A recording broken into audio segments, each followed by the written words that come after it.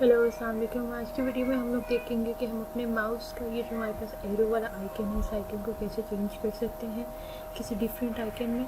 सबसे पहले आपने क्या करना है, अपने डेस्कटॉप पे जाना है। डेस्कटॉप पे जाके राइट क्लिक करना है। राइट क्लिक पे करने के बाद आपके पास एक ऑप्शन आता है पर्सनलाइज का।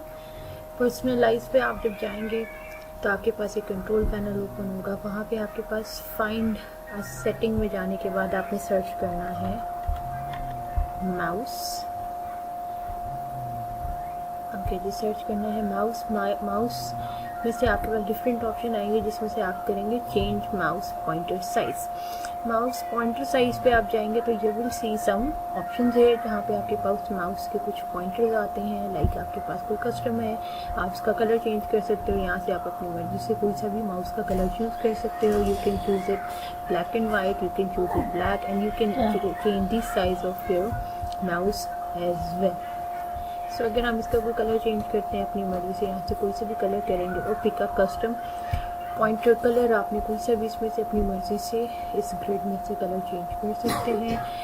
और सपोज मैंने यहाँ पे येलो किया, डन।